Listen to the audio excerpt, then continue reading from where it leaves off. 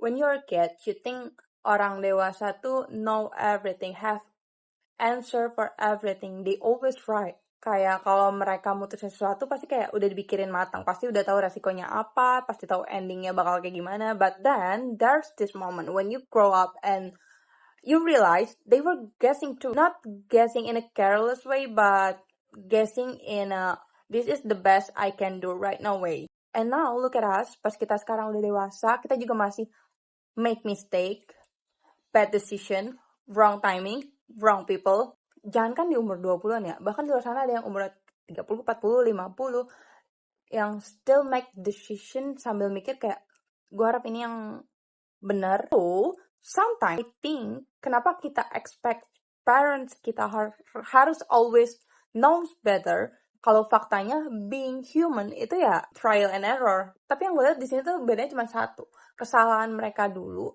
itu kena ke kita, and that's why it hurt more, because when adult mess up, dia nggak hanya ngancurin hidup dia gitu, tidak hanya mess up their life, tapi juga it shapes someone else childhood. Tapi di satu sisi lo jadi lebih ngerti, tapi di sisi lain lo harus kayak nerima bahwa something shouldn't have happened gitu. Tapi tetap ya happen. I think grow up is learning this.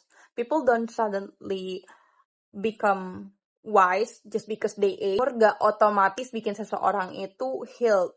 Experience gak selalu bikin orang itu gentle. Some people just grow older with the same wounds, the same fears, the same pattern, and now we are here trying to do better with the awareness we have. So if you're making mistake right now, it doesn't mean you're failing. It means you're human.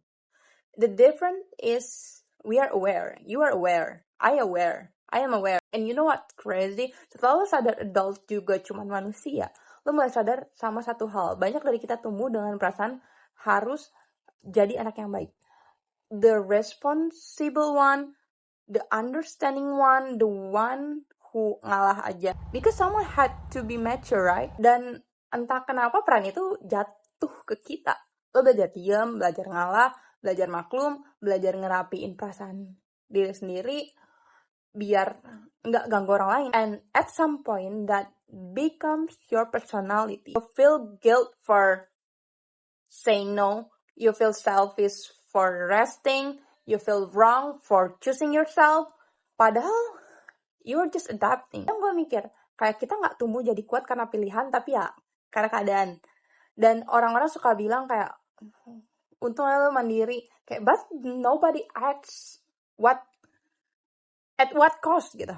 Transisi ke dunia dewasa itu kayak juga aneh, because suddenly you expect to have your life together. Career, money, stabilitas, emotional control. Meanwhile, lo masih ngerapin luka di rumah. Still unlearning things, still figuring out boundaries, still trying to understand why certain words hit harder than they should. Dan lucunya, kadang orang tua kita ini bingung. Kenapa sih lu sensitif? Kenapa sih lu ribet? Bukan orang tua ya, orang dewasa sekitar kita gitu ya, yang menurut kita lebih dewasa dari kita.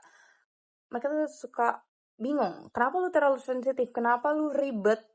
Dulu gue diginiin juga biasa aja perasaan. And maybe they are telling the truth. It was normal for them. But normal doesn't always mean healthy, right? And this is where growth really starts. When you stop asking, siapa yang salah? And start asking, gue mau jadi orang kayak gimana sih? Apa gue mau lanjut hidup dengan mode bertahan terus, atau gue mau pelan-pelan kayak belajar hidup dengan tenang? Because breaking the cycle doesn't always look dramatic. Sometimes it look like learning to rest without feeling guilt, saying enggak dulu without explaining, choosing peace over proving a point. And honestly itu gak gampang. Kadang kayak ngerasa sendirian, because when you change, the dynamic change. People who benefit from the old version of you might not like the new one, the new you. I think this is the part of adulthood that no one glamorized. Healing while functioning, being strong while still soft, loving your parents while also protecting your inner child. Hidup tuh sekarang isi-isinya tuh hal-hal yang kontradiktif. Di satu sisi gue ngerti, di sisi lain gue masih kayak ngerasa sakit, dan dua-duanya tuh kayak ada berbarengan gitu. Kadang gue mikir, apa gue udah berdamai? Terus jawabannya tuh kayak ya udah gue nggak tahu, karena berdamai itu nggak selalu ngerasa tenang gitu, karena kadang gue cuman berasa ya nggak berisik aja gitu di kepala. Sekarang tuh kayak kalau lagi kepikiran orang tua rasanya tuh bukan marah, kayak jadi lebih ke pasrah aja gitu, lebih ke oh ternyata gini ya.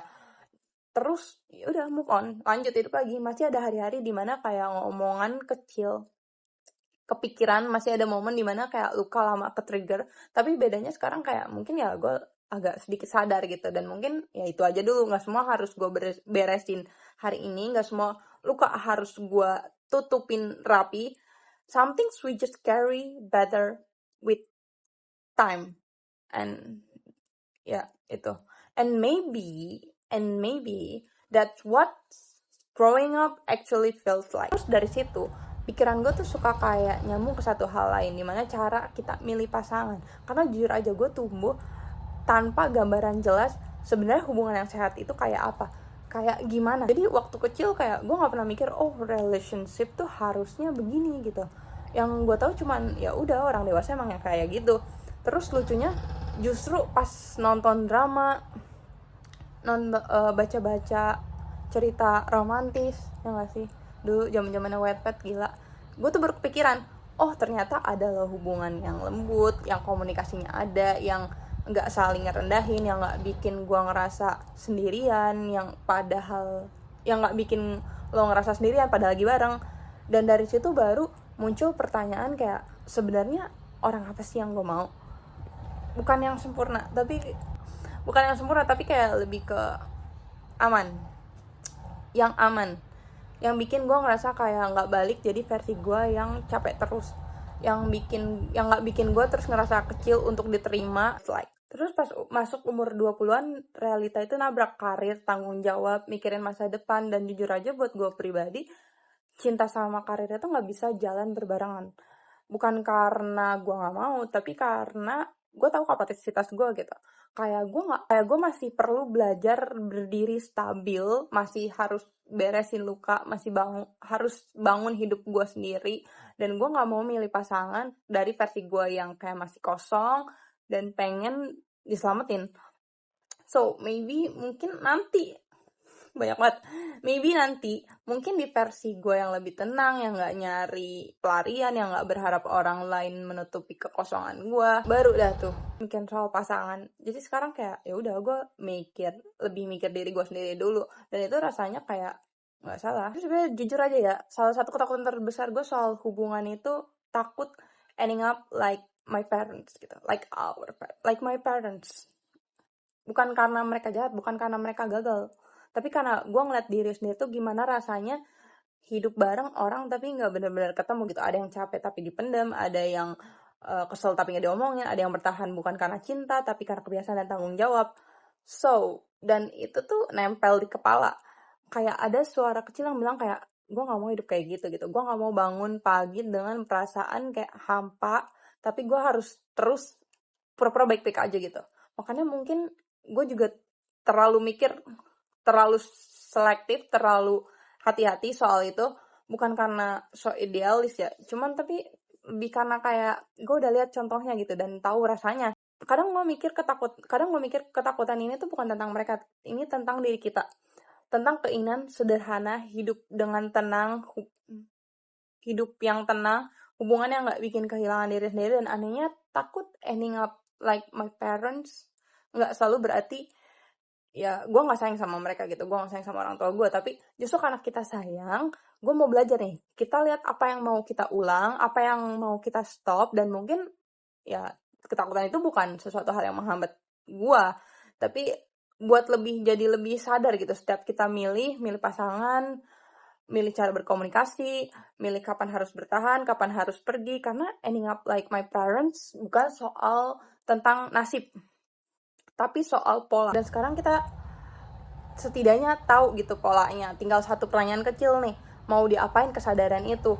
Bukan buat nyalain siapa-siapa, tapi kayak lebih hati-hati pas milih gitu. Milih pasangan, milih respon, milih kapan bertahan, kapan berhenti. Ini bukan karena trauma doang, tapi lebih kayak karena kita nggak mau asal ulang aja. Gue nggak mau asal ulang aja gitu. Sekarang ya Dan sekarang ya kita tahu polanya, nggak ada di video ini nggak ada kesimpulan besar, nggak ada kesimpulan besar. Video-video ini tuh emang kayak bakal banyak yang kayak gini, random thoughts, hal-hal yang kepikiran gitu. Kadang nyambung ke hidup gue, kadang mungkin nyambung di hidup lo.